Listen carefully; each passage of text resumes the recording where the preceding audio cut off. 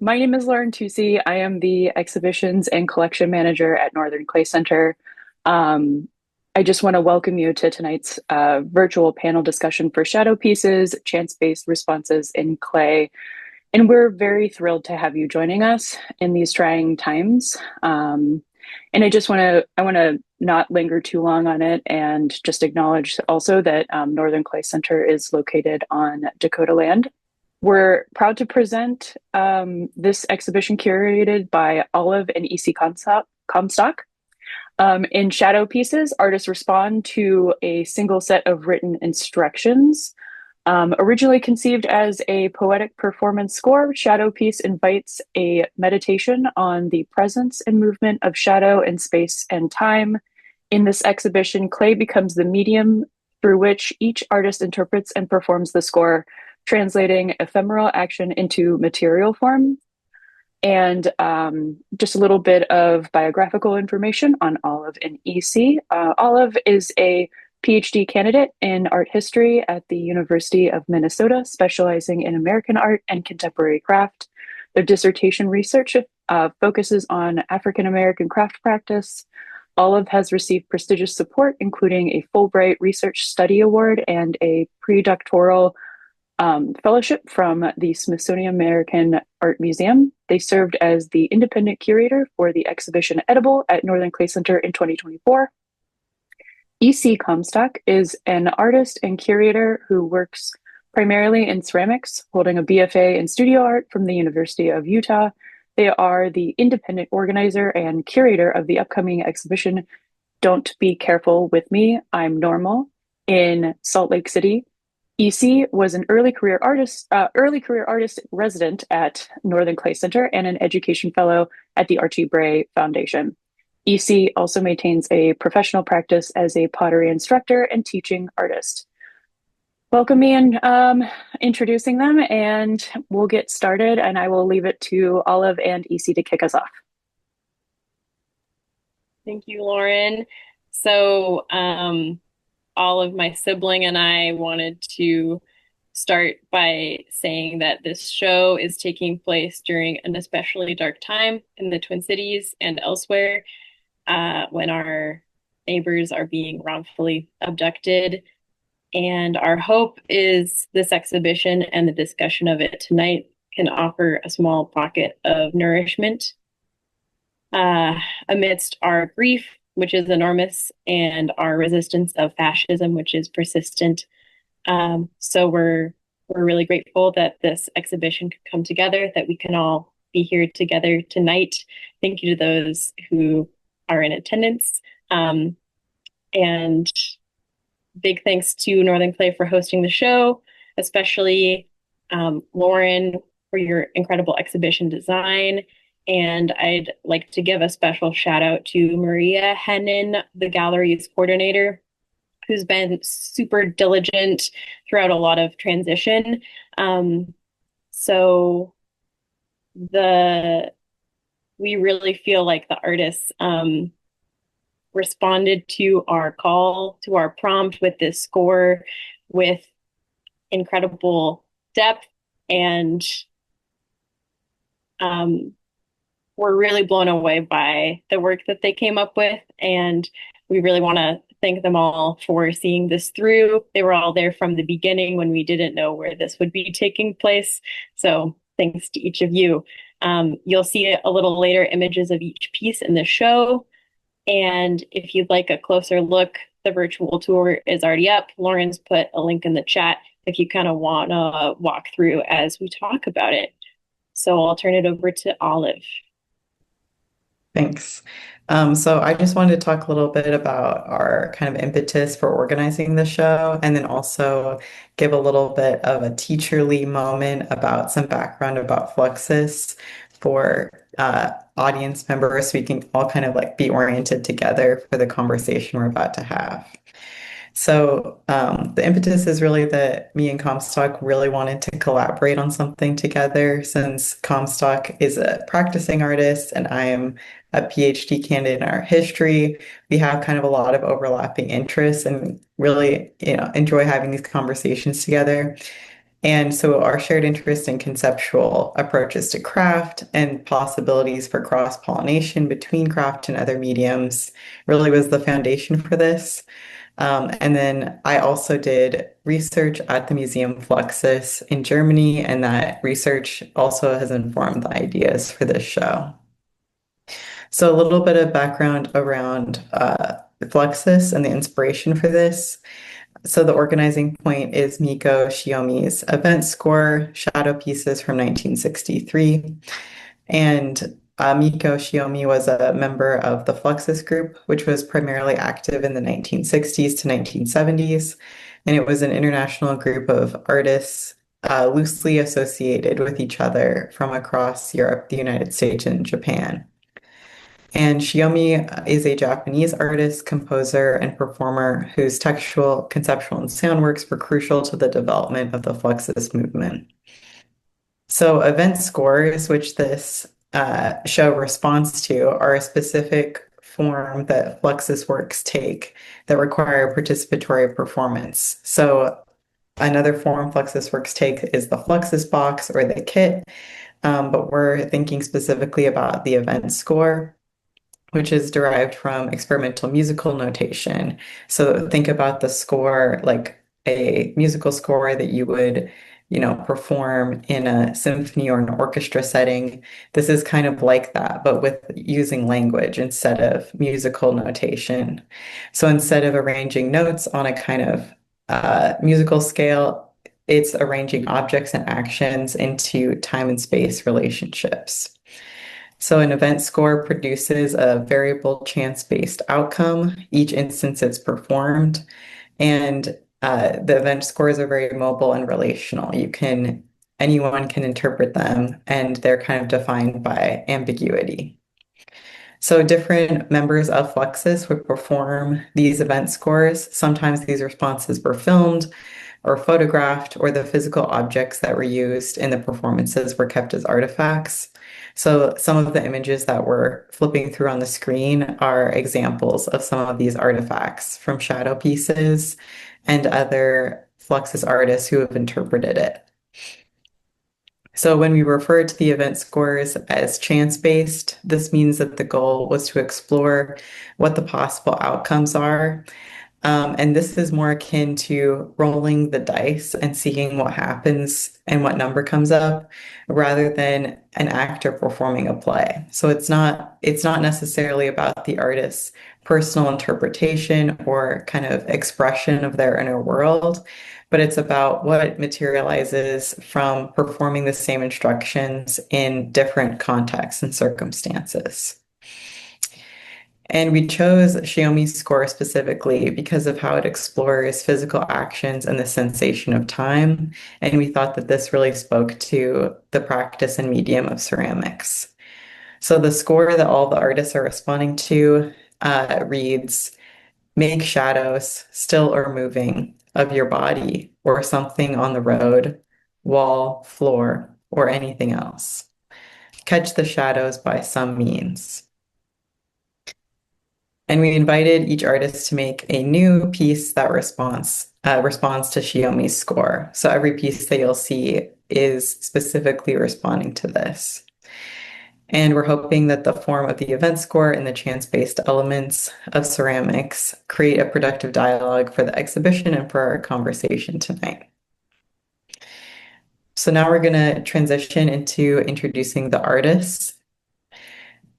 So Maggie Smith is an interdisciplinary artist based in Iowa City. They're in their second year pursuing an MFA in ceramics at the University of Iowa, but originally from small town Missouri. Adams explores queer identity through allegories of digestion and self-cannibalization rooted in material embodiment. And Maggie, you can go ahead and talk about your piece. Everybody hear me okay?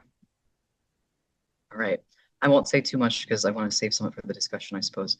But yeah, this is a piece made out of materials that I collected through a different art piece of my own, not necessarily related to Meiko Shiomi's piece, but it's titled Skin Hunger, and it's like this large ceramic installation that invites interaction from whoever chooses to come in. And it's all about playing with the cycles and recyclability of clay and material interaction and how that kind of help us align ourselves with our bodies more, align ourselves with other people in the room more. And the materials used to create this piece in front of us right now was just a result of one of those performances. And just kind of, I used this shadow piece score to extend that experience, archive that experience in a tangible way, and just kind of get in tune with my materials in a new light.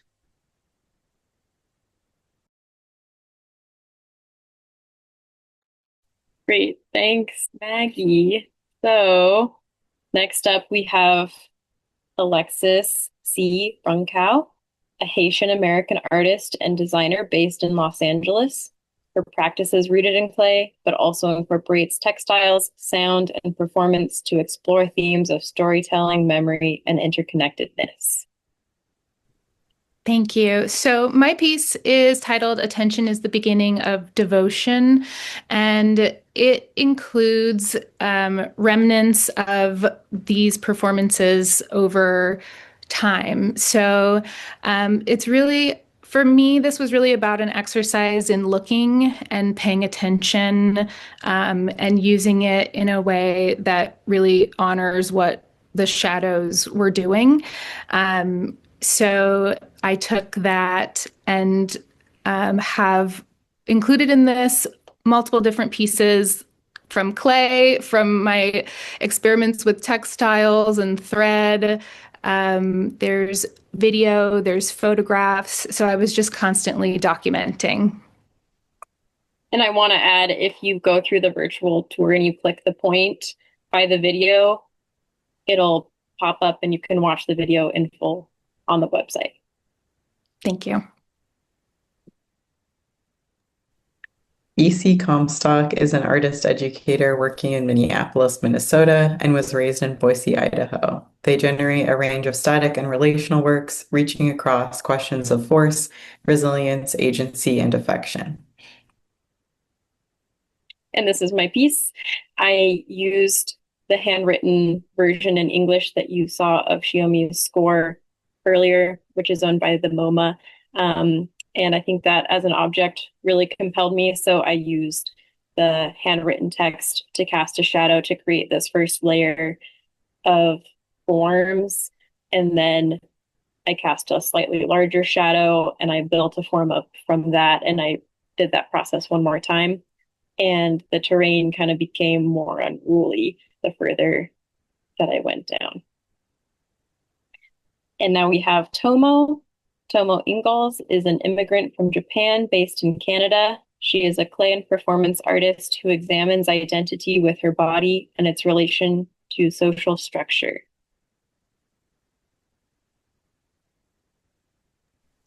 Hi. So about this piece is about something that and I work at the Artist Residence Center, and we had lots of discussion. What is this about this cat in the shadow? And after we talked, and there are lots of ideas, and I was quite frustrated because I was thinking, what does it mean to bring this sentences into studio, and what does that become as an object? And this is what I came up with. All this frustration, and like I was kind of stuck with the I'm going to make an object out of this discussion, and this is what it came out. I made a shadow. I made an object that and on the top, and then I cast it. I put the strong light from above and traced the shadow, and the black part is what the shadow shaped like, and then I made the bottom parts accordingly. Great. Vanessa Romo is an artist educator working in Salt Lake City. As an artist, Romo seeks dialogue about human experience through a call and response with materials. Romo's work explores how humans process issues surrounding gender, identity, mortality, and the environment. In this practice, clay and the figure act as gateways into these existential topics. Hello, can you all hear me? Great. Thank you so much for the opportunity. By the way, I really am so honored to be here with so many talented artists. A little bit about my piece, and I know we're going to get into it, so if I need to cut it off, please someone tell me. But I think I became really fixated with the instructions and specifically certain words within the instructions, like the word capture. Like I tend to get a little obsessed with, like, I really held on to this idea of capture. And I think for me personally, instinctually, that always kind of starts with a photograph, right? And so, um, in addition to creating a series of photographs that then led to silhouette cutout, it became really important to me to try as best as I could, which is a challenge with ceramic, right? To deliver the experience that I got to have in my studio to the audience as well. And so I think subconsciously I was thinking a little bit about, puppeteering and shadow play. And I'm really interested in kind of universal symbols. I don't know that there is such a thing, but I think that cross-culturally there are a lot of like things that people can connect with. And I think puppeteering and shadow play is one of those things. And so I tried to incorporate that into the piece. And the piece is just like a technical description. I wanted the audience to be able to illuminate the shadow and reveal text. The text really was important to me to cover, just because I think sometimes when I'm in the studio, I tend to lean towards like a really delightful state of mania that, is totally safe and everything, but text often emerges in that kind of flow state for me. And I liked this idea of like a revelatory quality to the work. Yeah, I'm trying to think of what else. I think there's probably more in the end. But that's what I have. So I used porcelain as the material and vehicle to do that. And also other mixed materials like wood and then collage as well.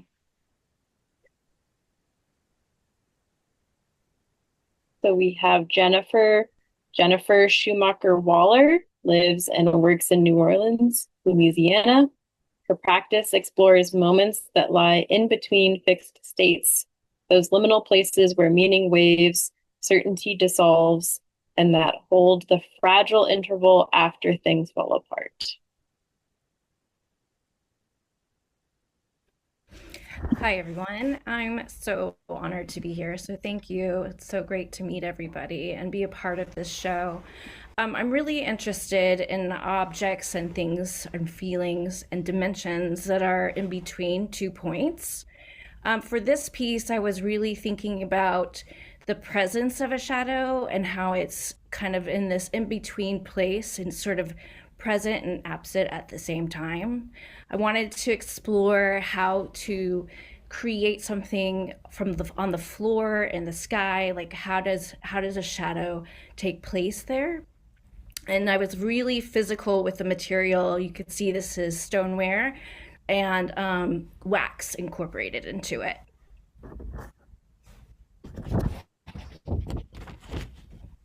Great. Kurt Tomerlin is a transdisciplinary artist based in Iowa City, Iowa. Their practice maximizes the capacity of the printed image across ceramics, traditional print media, painting, woodworking, and video projection. Tomerlin considers themes of bodily transformation, social homogenization, and the poetics of instructional texts. Yeah, thank you. Hello, everyone. I'm Kurt Tomerlin. I am. Can you hear me okay? Also, okay, before I get into it, cool. I come at ceramics kind of from a printmaking background. So I'm mostly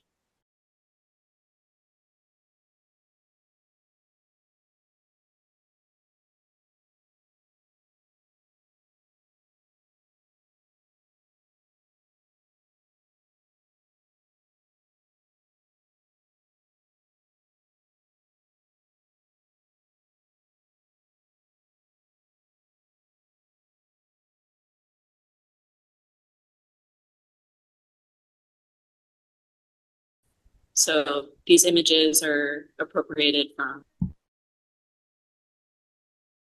silk screened onto these ceramic panels.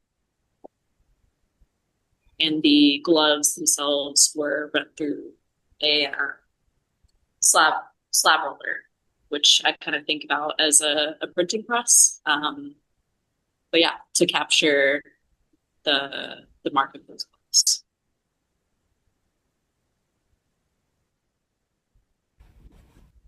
Great. Thank you, everyone, for introducing your pieces. So we're going to move into our questions now. And the first question is, what was your relationship to the score?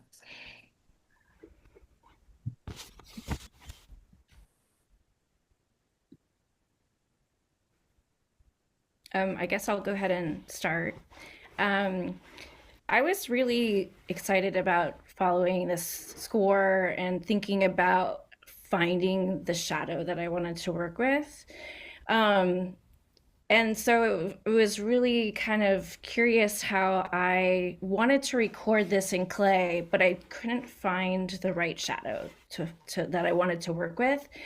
And in my studio, I just kept stumbling over this cord that I had wrapped around all over things, and I kept tripping over it.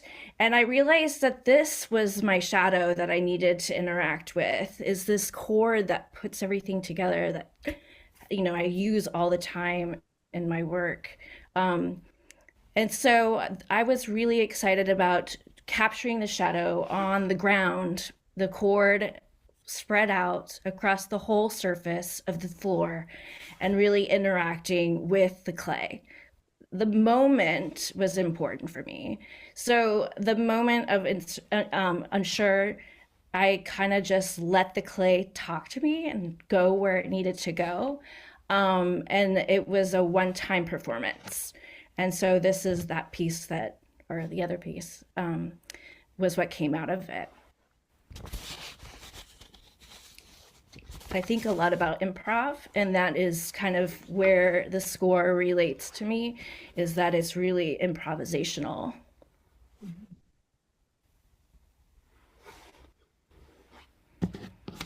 Who's next? I can go next. So my relationship to the score, I have a piece a series that I started 2 years ago called Chasing Shadows. So when I saw the call for this from Comstock, I was just immediately drawn to it and really interested in the idea of capturing the shadow. And it just really was speaking to what I had already been thinking about. So I think in that way, I kind of took the score as if I was like Shiomi's friend, and I got this score in the mail, and it was my homework, and I just took it as that. And I think that's where that documentation comes from, of knowing that all of you were doing it as well, and we're kind of like, we're all in this together. It was like, how am I going to start and continue on this process with all of these artists like thinking about the same thing? So I think that allowed for some freedom and flexibility as well in knowing that other people were like digesting this at the same time.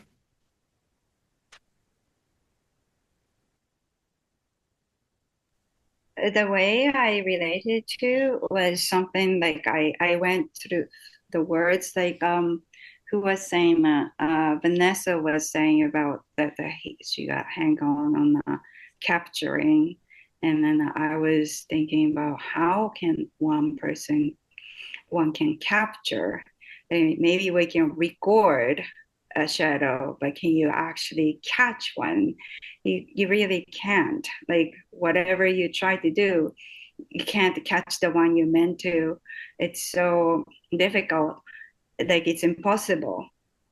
And then I also thought about lots of things, like when the child find their own shadow at the first time they see it, they kind of gets the jolt, like, oh, what is this? It's scary things. It's attached to me. And then it's something that's but it's always there when you want it or not. And my thought went on to shadow as a proof of existence. Like if I don't know if you know, like in Hiroshima and Nagasaki, after the nuclear bomb, there are pieces or location that they only had a shadow left of a person or the shrine's gate, that like because it was just so hot and so quickly, the body incinerated and the shadow was left behind. And that's like, wow, that person was there, but we don't know that unless there was a shadow.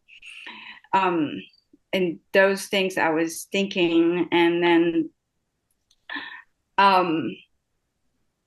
there's kind of me thinking through this became like turmoil. Like when I was thinking and sketching, it just became a ball, like a just black balls in a paper, like just the lines, and the became just solid black. And then I thought, how could I capture it and then not be able to capture it? And then is that like all that things that growing, and is that something that grows out that I try to reach out, or is it something that I try to understand that goes inward? And all those thoughts became that object. And it's not really like, I don't think it was very successful as like capturing the shadow, but that's the object is something that it came out of the whole process. Yeah. I can go next. I'll kind of third what Tomo and Vanessa were saying about getting fixated on certain words with the score. For me, it was catch, and then it was like rethinking what actually is a shadow in the context of clay. And for me, like the tactility of our material is kind of what seduces me and like keeps me coming back to it. So I really started to view shadows as like record of touch in the clay itself is a shadow. So I've made a lot of work in the past that kind of play with that idea. And as I mentioned earlier, I've got this large installation piece called Skin Hunger, where I invite people to touch and play with interacting with clay and lace and kind of water and dissolving clay and playing with that kind of, and always repeating just how clay has infinite potential kind of trapped in it, but then like to catch that potential, to like stop it, to fire it. Like I started to see catching the shadow, catching touch as firing the clay and creating like a physical or almost archival object of an experience that can't really be tangibly recreated ever again. So I really saw this score as an opportunity to kind of push performance with clay that I've already been experimenting with just to a new level. And I really want to kind of do this again. Like anytime that I'm able to put Skin Hunger up somewhere and like get people to touch and play with it and kind of generate whatever material falls into that basin, I'd like to continue to make these sorts of objects that kind of act as markers of what was done and like play with that tension of what can be seen and what can't, and stopping a process that could be infinite. Yeah, I don't want to ramble too long so people can talk, but that's where my brain was.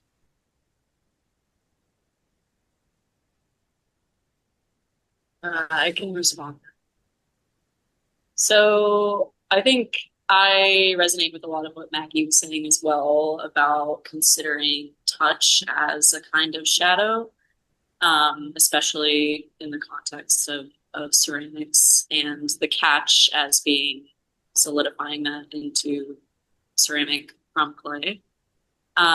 Some points in the score that I found particularly guided my response to it was the phrase like still and moving.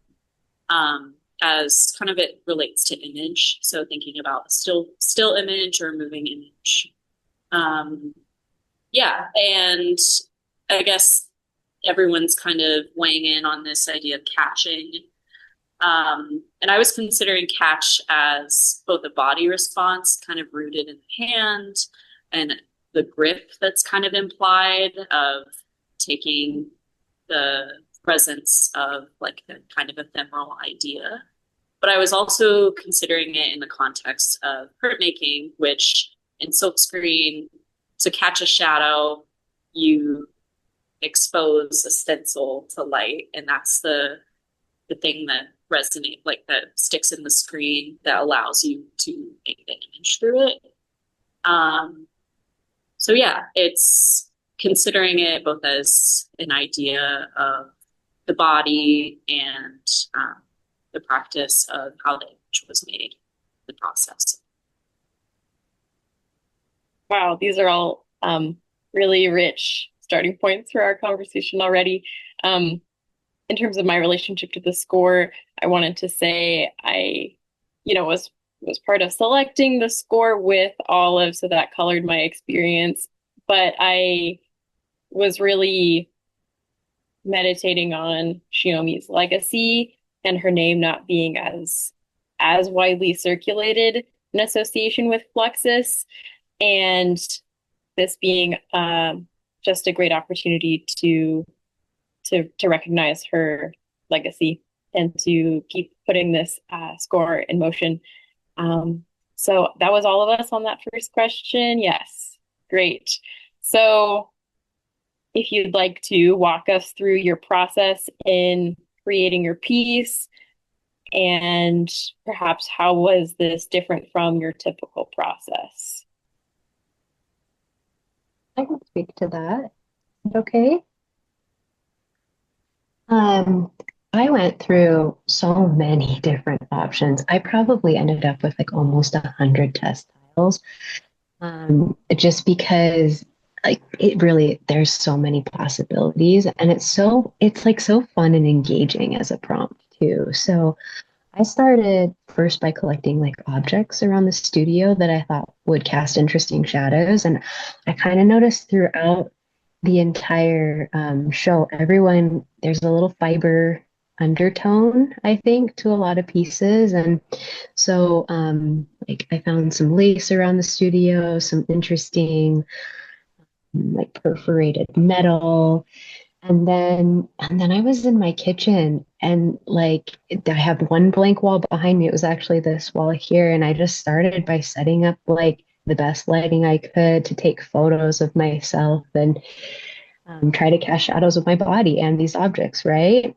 And what I've always loved about shadows personally is like this really like primal thing emerges when you're interacting with a shadow. Like it's like, I don't know, I feel like my best inner goblin feral self gets to emerge. And I was also taking all these photos like late at night too. And so it was exciting. And from the photos, then cutting silhouettes. And I've also always loved like laser decals that are iron oxide and transfer the iron on. So I kind of tested with that. And that was so hard for me to pick, you guys. I don't know about the rest of the artists, but I honestly I just kept going all year. And then I figured I had to decide on something. So I think in some ways the kits too inspired me from Fluxus. That was a little bit about my process.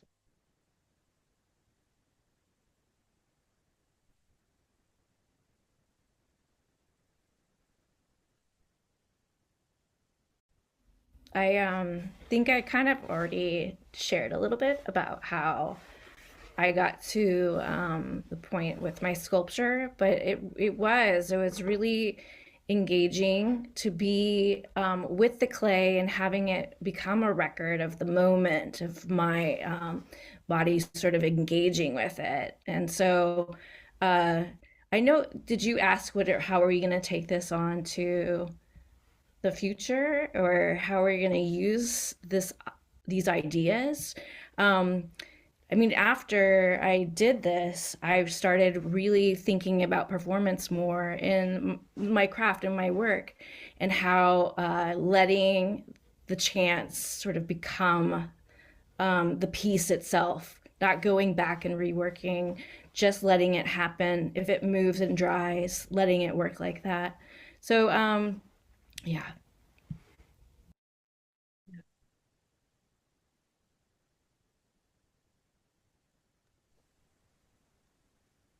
I can talk a little bit about process. I already did briefly in the introduction, but yeah, essentially I started out by considering how I could both represent the body and its shadow. So that was maybe where the idea came from, between having these gloves as more of the representation of the body, and then the shadow as the image or panel. So yeah, I used the slab roller kind of like a press to make a sprig mold that then I made multiple runs of gloves through, which I have an accumulation of these gloves now. But after that, I constructed that panel piece and then screen printed the underglaze onto panel once it was bisqued, and then glazed it with a brush. But yeah, I think this is sort of typical as far as how I work in clay, thinking about both the trace of an object, thinking about the translation between printmaking and ceramics, and then printmaking as well on non-traditional surfaces. So I think my process, I kind of already mentioned it felt like an exercise in looking. I think as soon as this score, like as soon as I saw it, it started to seep into everything that I was doing, which was also part of it. It's like as soon as you start thinking about shadows, it's like when you put your socks on, when you're walking the dog, every moment you're looking at the shadow, like you're paying attention, and it started to become kind of like impossible not to see shadows everywhere. And I really started noticing like the in-between moments is where I was focusing the most. So I wanted to honor that feeling and kind of just like give that the space that it was asking for. So I didn't fire any of my work actually. It needed not to be fired. I think that there was a part that I was grappling with when it came to that word of like catching, and there was a piece of control in that catching, and there was just this tension, I think, between the relationship between the permanence of fired ceramic and the impermanence of shadow that I just kept going back and forth on. And like Vanessa said, it was really difficult to choose. And so I just chose a little bit of everything just for that reason. I even started like processing clay that I had that a friend had given me. So it started to become something that was more outside of myself. And it was, multiple different sources, whether it was like friends, light, time, and all of those different experiments in my studio. Yeah, I was also grappling with the gripping, as you alluded to, and like Kurt was talking about earlier, with the grip that's implied with the capturing. And I chose, because I felt I had to kind of release some of the gripping, and that's how I wound up kind of moving the light source further and further away, to allow something else like this blurrier terrain to creep in with each iteration, and kind of addressing a shadow with like an unfocused gaze as well, like to blur your eyes, and those letter forms becoming kind of congealing into the horizontal forms that kind of resemble some of the tool forms that I use in the rest of my work. So that was a bit of my process. Any other process thoughts? I can go. Okay. Unless Tomo wants to go first. For me, when I first read the score, it actually just reminded me of a sort of performance or just interaction, I guess, that I was already asking of my audience at times with my Skin Hunger piece. With that, I just set up this kind of large basin filled with water in the room. There's smaller basins on the outside, pieces of unfired clay with lace or like small already fired sculptures trapped inside. And I kind of just instruct or invite people who come in to select a piece of unfired clay and just kind of play with it in the water and dissolve it and like free whatever thing is trapped inside that clay. And then whenever they feel satisfied, they can just kind of pour the remnants and maybe keep the lace or the little takeaway sculpture if they want to. But everything else just kind of gets poured back into that mother basin. So again, it's thinking about that infinite recyclability of clay if you choose not to stop the cycle. So when I got this prompt, I was like, oh, I can just kind of extend what this is already doing. So my thought was, okay, anything that falls into that basin in this process, I'm going to try and make some kind of sculpture out of it that captures what that experience was. So in this particular experience, when I did it last fall, I think like 2 doilies fell in, one person didn't keep their little sculpture, and a bunch of slip ended up at the bottom.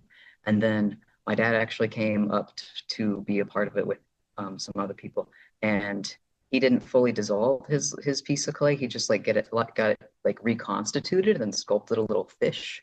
So that's the fish that's in this piece. So yeah, I guess I was just pretty interested in how to give form to a memory. I guess I started to see shadows as memories as well as like records of touch. So I just kind of reclaimed all the clay that was in there. I took any like found objects that were left inside and just kind of retransformed them or trapped them inside of the clay. The lace yarn doily situation that's on my sculpture is the actual lace that was dropped in, but I unraveled it and then recrocheted it to fit my idea for this, for the composition of the piece. And it was kind of important to me that some kind of shadow got cast by this object in the final form, to just kind of like, again, reference that capturing a shadow. It's just kind of like creating a new shadow out of a ephemeral experience. I go in my process. It's a process of creating. So I always use my body parts of in a sculpture. I make a mold with a plaster bandage, and then I just press clay into it, and I make multiples of same body parts. But then after a year or so using it, it just becomes so much of like at the beginning you can see my wrinkles, but then it turned into becoming the surface become more like a plaster bandage surface because it just kind of comes off. So each of them are identical part of my body, but it's not really. Each clay is not actually the same, and I feel that this multipleness of us, my body's like what do you call, like a glitch, or like a animation, like going da, da, da, da, da, kind of things. I want to create that, and then that's all about me in here, and I'm trying to hold on to something to capture it, and I'm not making a shadow, but then there will be a shadow if I cast it onto the black things. Kind of this like a complex like thoughts that, oh, I can't win in this battle, this question and task, or you call it. And yeah, that's how I processed my thoughts in making. Yeah. Thank you to everyone for those reflections on your process. So the next question is about performance. So we're interested in what performance in ceramics could look like. What role does performance take in your practice, either this piece or other parts of your practice? And did that change or emerge at all in this project? I mean, for me, performance is everything. Like, it's not even just in my art, but like in life. I'm kind of like Judith Butler pilled, so I see, just like when you walk into a room, when you exit being alone from yourself, even if you're by yourself, I think at times we're performing something, whether it's your identity or an aspiration, a dream, whatever. So performance is just like the core of how I engage with myself. Therefore, it's the core of how I engage with clay or any material I choose to work with. And I like to use clay or whatever material I'm working with at the time to kind of try and contact, like center myself in my own body and then hopefully create pieces that invite others to engage in becoming aware of that performance we all do. Because I don't think there's nothing wrong with performing identity, but if you do it without knowing it's performance, that's when like harm can be enacted on yourself or others. May I follow up with what Maggie was talking about? Okay. When I think of performance, I usually am very private, and a lot of my piece, I didn't really comment on this earlier, but it's important for me to say I'm really interested in like psychology, and there's Jungian psychology, and it's very narrow and it's binaries too, and the way that it describes what a shadow self is for someone who's a man versus a woman, and like speaking to those performances, like the multitudes that exist within each of us. And I think a lot of like the problems with maybe society in general are rooted in like the denial of things that we're conditioned to think are bad, you know what I mean, or dangerous. And that can be like courage, right? It's something that you wouldn't think is supposed to be something that's suppressed. But I think coming back to this performance, like some of those like, battling that was a performance that was able to be processed through the creation of this piece for the show. So thank you, Maddie, for breaking that open in my Maggie for breaking it open in my mind. Yeah. Yeah, when I read that score, like a performance came to my mind. Like I was like, oh, this is a performance piece. Like I should make a performance art with this and the clay. But I refrained from it because of the prompt that the Comstock wrote. What does it mean to bring that into a studio? And I feel like performance is like, I guess it's the other way around. Like what happened in a studio within me, I'll bring that outside, and like I try to point out something that very basic within us, like a basic uh, ritual. Like you don't think it's a ritual, but it is a ritual, or something basic movement of the body, and then I try to repeat it in my performance art. And then so it's like in my clay work, like making the multiple body parts, trying to make it like a performance, like a clay is performing, like look, this is once, twice, second time, third times, whatever. But like in performance art, when I focus on one movement of the body and then repeat that to bring the focus to like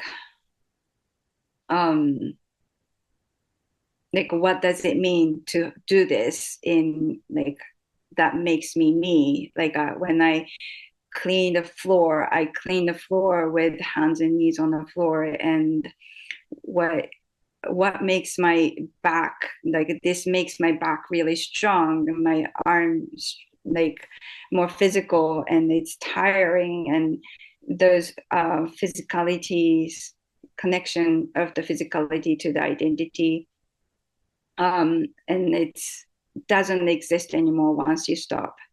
And yeah, that's how I feel about performance. I kind of lost the chain of thought where I was going with this. Yes, I'll stop. Well, I'd love to expand this question a little bit, and maybe you'll have more thoughts on this, Tomo. In terms of the Fluxus scores historically, there's the piece of paper that's the score. There's the iterations that have maybe been documented from the past. Those are documents of the performance rather than being the artwork itself. And we're wondering, what does it mean for these static ceramic objects to be documents of performance rather than the work of art itself? So curious, yeah, who among you feels like what we have images of here is the work versus what was happening to you, happening in your studio along the way, enacting the score in a more in like that more historical way where it is a performance piece. I don't know if this is going to answer that particular question, but something that I was thinking about was how you had us do this score and we performed it and we created it. And something I think about in my work in the future is how do I get an audience or the person viewing my work to become part of the performance and be interacting with the piece in a way that they walk away feeling different? Because I think we all kind of went through physicality with the acting this out. How can our viewers also engage or have that kind of experience? I think the question that Jennifer posed is a really good question. And, in an ideal world, maybe everyone who viewed the show would like read the score and then do their own little kind of interpretation of it. But yeah, thinking about the kind of performance of the artist versus the experience of the viewer is a really good question. Jennifer, I was thinking about that a lot when I was doing the piece as well. And I think the conclusion that I came to, honestly, was just by viewing the pieces, whether in person or even online, I feel like the audience is enacting like their own version of the shadow pieces themselves by immersing themselves in the work. But I thought what was really interesting about this question is the nature of the Fluxus artists themselves and like the intention behind their work in the first place was the performance. And Olive, you're much more of an expert on me on this, so I'm curious about your feedback. But that the idea that the Fluxus artists didn't really like they weren't archiving. It's the archivists now and the curators now that are making the documentation almost into an artwork and into something to be viewed versus when the Fluxus artists were doing it and it was a performative.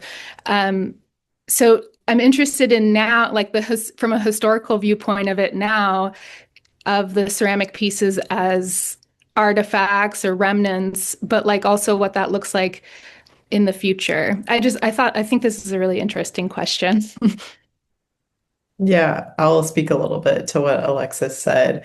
But this is a real tension with preserving Fluxus material because as a group, their ethos was very like anti-object and anti-art. And I don't think that those artists really intended for their work to really be preserved. But yeah, it's kind of the impetus of the archivists and the museum collectors who want to have these physical objects to care for and bring into the future. But it is interesting to think about what would it look like if we didn't have these documentations? And also, what does it mean with ceramics, which is such a physical kind of permanent medium, even more so than these kind of ephemeral pieces of paper. And I think Alexis, your piece really speaks to these like multiple modes of documentation that are possible. But also like clay is not permanent. So that makes me think like, oh, what if ceramics is more about the scope of what it is larger and it incorporates the material and all the other things that go into the process of ceramics rather than just that permanent object. That's interesting.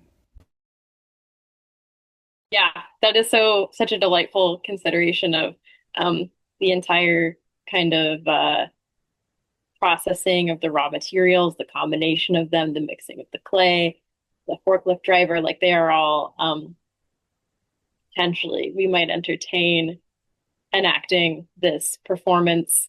And for us in the studio, we're kind of maybe like act three of that performance. And then considering what happens to these objects um, after the exhibition, after the end of our lives, is just a continuation of the performance still. Yeah, some object like from out of context, once it's this show is done and then you go take it to somewhere else, and then people will see it differently, and it changes the meaning of the object, and it's kind of transform what it was, and I find that very performative, the like a juggling ball that my grandmother made for me when I was 10. And at that time, um, she cut out her garment, like her kimono, to make the cloth and then make it into juggling balls for me. And so there was a cloth to the juggling ball, and that was purely just a toy for me. And I played with it for a long time. But after she passed away, it became like, this is the only thing she left me. It's like, so we put azuki beans in the juggling balls in Japan, and then that is like probably eaten by bugs by now, so it feels like more powdery than the beans inside. But I cannot get rid of this anymore. This has become a treasure. It just transformed over like 50 years. Um, yeah, so that's something like we're talking about like, how the artwork is not meant to be there as what it was, but it changed through history, and we do it all the time, I guess. Also, with this question, I think thinking about like Vanessa's work and people who created multiple things, multiple iterations, and then kind of pared it down for the show. And also, what does it mean for there to be these like other documents of your performance, like floating out there in the world, but not be put together in the piece that you ended up creating? No, what does that mean? They're all over my studio. Is it maybe a testament to like the strength of performance in some ways? That, like there's a lot of argumentation, I feel like recently, where it talks about like performance is the future. Like it is, I mean it's the past too, but like it is like the most authentic like form of self-expression, right? Because it can't be captured in some ways. So gosh, I don't know what's gonna happen to all of those things. Thanks. I appreciate your thoughts on it, and I'm curious to see where they end up. So I think we'll move to the next question. So we're part of the show is we're excited to think about how histories outside of ceramics can offer interesting pathways for exploration. So where do you see the potential for other art movements or lineages to cross-pollinate ceramics? And what other lineages are you drawing from in your work? I can speak to that because in my practice right now, I'm really taking a lot of inspiration and direction from crochet. I've been going to like antique shops or asking friends or family members like, hey, do you have any of just like old crocheted lace that maybe you don't care about it, maybe you do, but it like either way, can I have it? So I've been looking to those and kind of like reverse engineering their patterns. And through the act of like kind of teaching myself how to crochet, I've started to see a lot of overlap with the way that I approach like pinching and coiling ceramics, like the way that's, they both start in the middle and they will exponentially grow and kind of like repeat each other, but also like they'll always change a little bit because of that growth. And I think there's a lot of potential for craft media to like reference themselves and kind of like play with rules because like there are rules in craft, but you can usually break them once you understand them. And I think like thinking in that way of like how can we treat clay like crochet, how can we treat crochet like pinching a pot, kind of playing with those different rules across different disciplines can translate into the way that we understand ourselves, the way that we're in community with other people. I think that kind of reflexive thought is important for cultivating a sense of empathy and like communication among other people. And like in these trying times, those are really valuable skills. So art and craft are powerful tools for kind of cultivating community. That's where my brain has been at with it. And I don't know if anyone else feels similarly, but Maggie, was very stirring to hear your description of like unraveling a crochet object and then kind of re-coercing it for your purposes with this piece.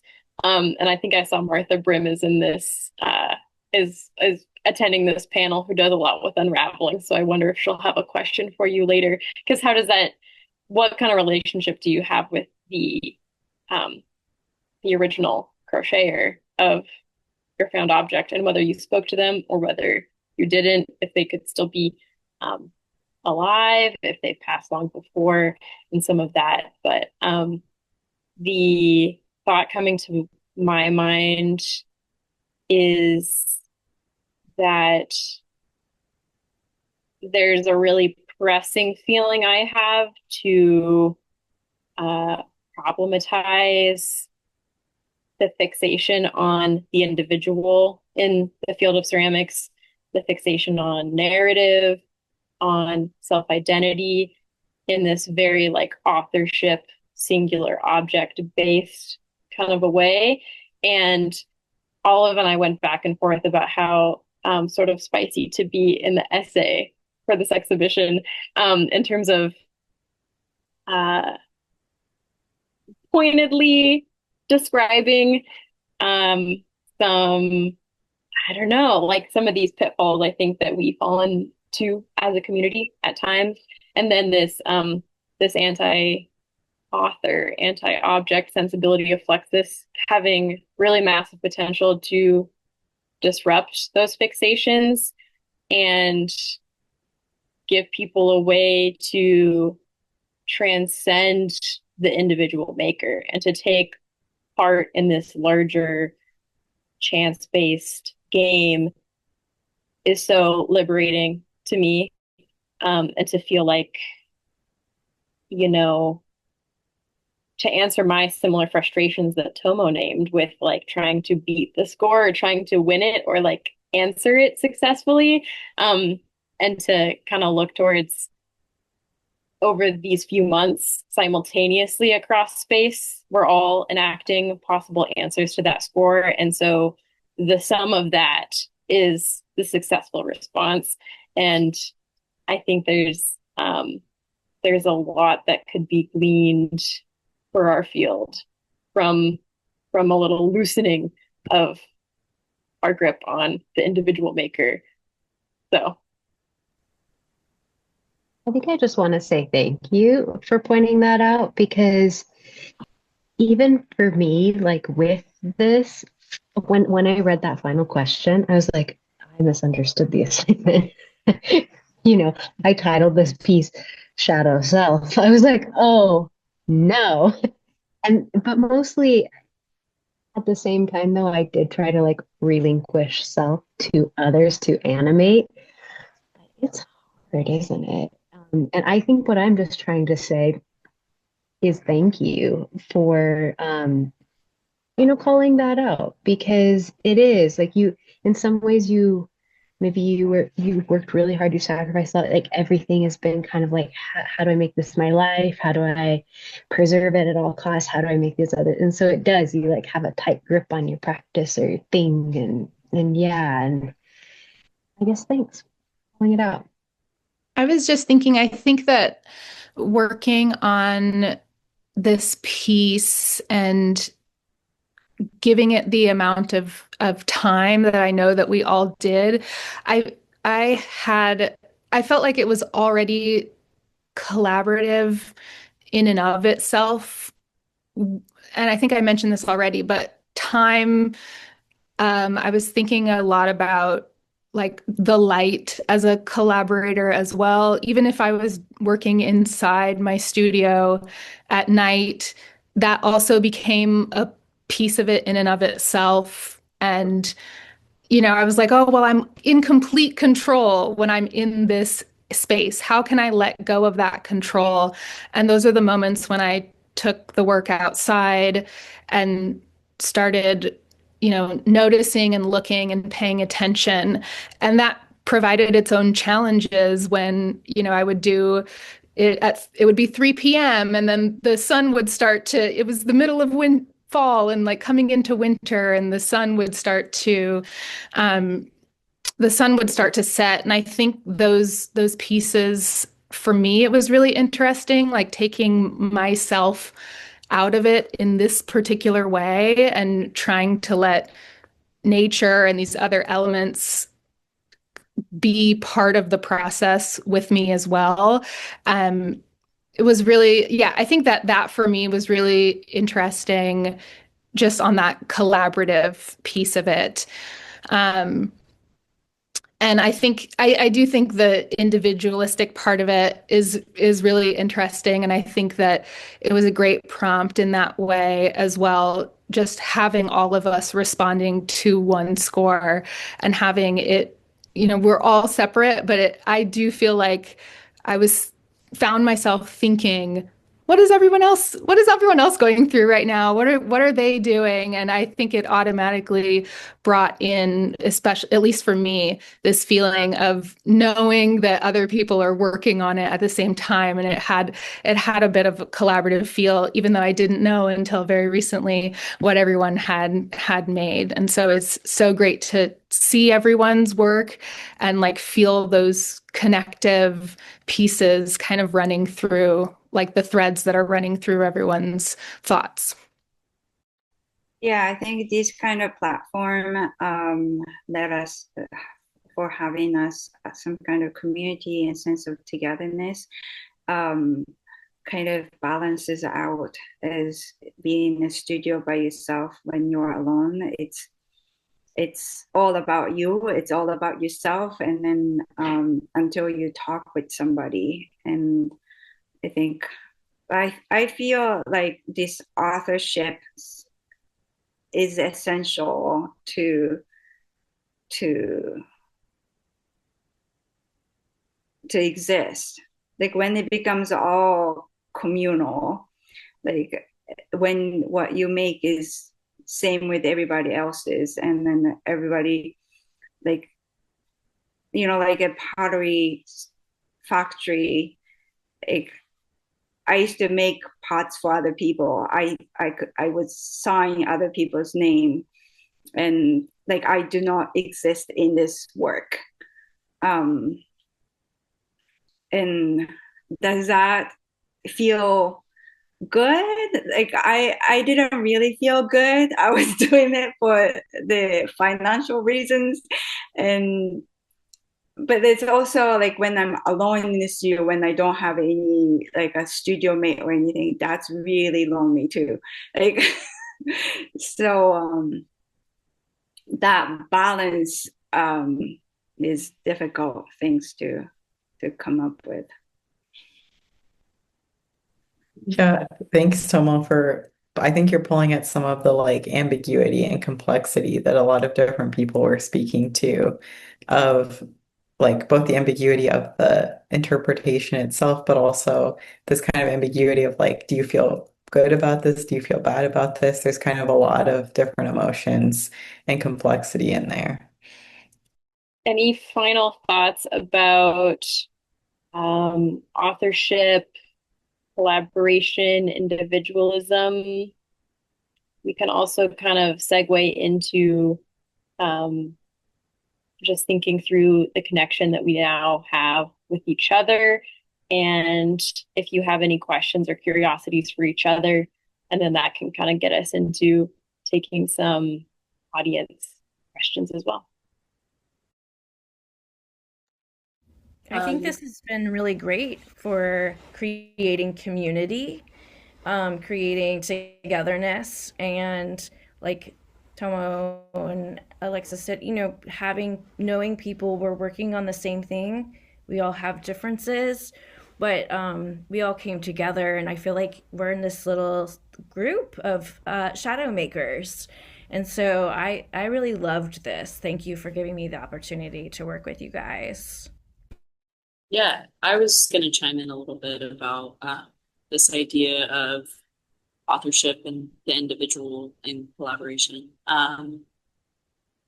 I think printmaking has like this rich history of collaboration between artists and master printers.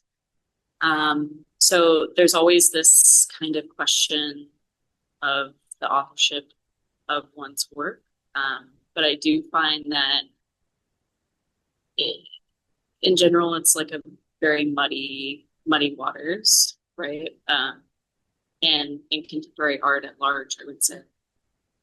But as far as like this idea of the individual, I mean, Maggie and I recently had to read this text by Karen Barad thinking about the kind of inversion of this self and other. And really, I guess, in many ways, I think for me, when I'm using the self or the other, like this figurative kind of imagery, you're seeking to connect with the viewer and imply their body. I guess I should speak personally. I'm seeking to do that and imply their body. So really, it's more of an extension for me outwards to say like I am you and you are me. Yeah, so maybe kind of circumventing this idea of being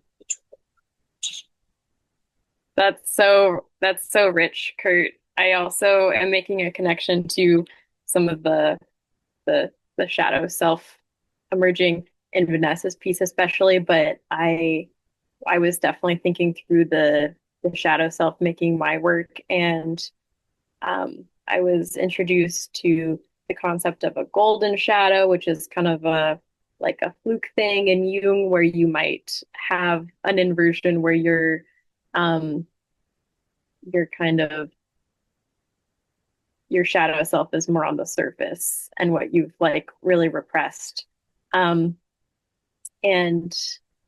buried in some way is um, the freer self or the more surface self, or I think that the more I think about that, it just keeps flopping over and over again. So that led me to like the black, white, black. And I was just curious as soon as I saw Vanessa's piece if anyone else was thinking through the shadow self or the like this idea of this other alter ego that's kind of inhabiting the shadow that you yourself, your body casts. I don't think that I was thinking about the shadow self per se, but I do in this interaction with these carpentry guides think about like projection of myself upon these like men and actors of the gestures and the performances that are being documented in like these kind of carpentry how-tos. So in a way, thinking about like this projection or one of us is a shadow, but maybe it's not clear which one, whether I am their shadow or they are mine. There is this kind of mimicry, mirroring that starts to happen that I find to be kind of an examination of the shadow. Yeah. I also wanted to ask a question of you, Kurt, about your use of the instructional manuals, since that kind of expands in your broader practice. So how are you like responding to or incorporating how-tos or instructional texts? Yeah, so that's kind of the root of my entire practice is I have this personal archive of these handyman guides and construction how-tos that I appropriate imagery from. And I think at some point I stopped being as interested in how they were performing these rituals to make an object or like seeking some sort of end goal and more in like how they're, bodily comportment and like what they're training their bodies and selves to do and how they're performing an identity through that kind of process. So for me, I will often mimic the gestures that they're making and trace my own hands or capture images and videos of them. But yeah, taking this play between the existing and appropriate imagery and then my own kind of mark as like a transing of a guide that's very focused on accuracy, precision, and rigidity. There's so much to think through there with like a how-to or a manual being a score in some sense. And I have a lot more to ask about that, but maybe we should open it up to audience questions at this point. If anyone wants to chime in, you can unmute yourself. If you just need to type it in the chat, one of us can read it out as well. I have a question.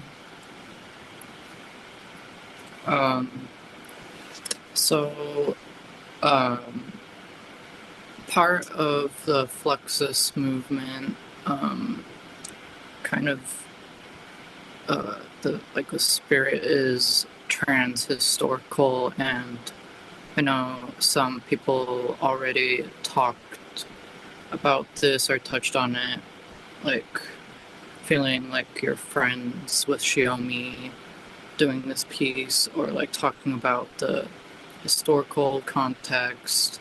But I was wondering if people could speak more specifically about how their response to this score might fit in this kind of trans-historical dialogue of Fluxus.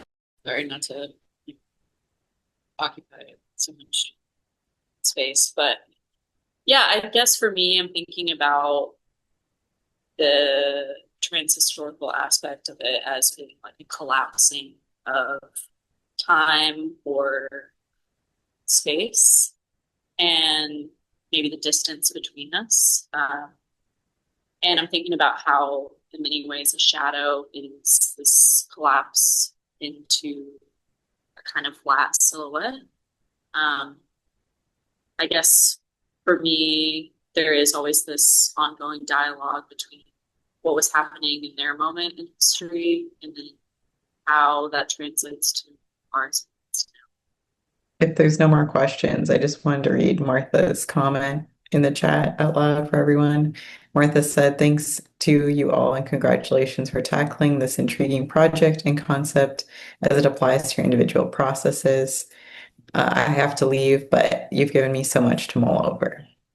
I have just a couple burning questions for the artists I have to squeeze in. Because Alexis, I'd love to know how you selected those images that are in the clay frames. So the image, the ceramic pieces are in the clay frames. So I had gone to a garden here in Los Angeles. It's the garden of David Horvitz. I'm not sure if any of you know him, but he's an artist here in Los Angeles. And in some ways, he is connected to the Fluxus movement. He had told me that Shiomi, I think one time, like someone in his team had reached out to her and she said no to collaborating. So it was kind of a funny connection. But I originally went to this space in particular because I had seen many years ago an old picture from the space that had a Fluxus score on the wall, not from Shiomi, but from another artist. And that was really where I wanted to start doing a lot of my outdoor experiments.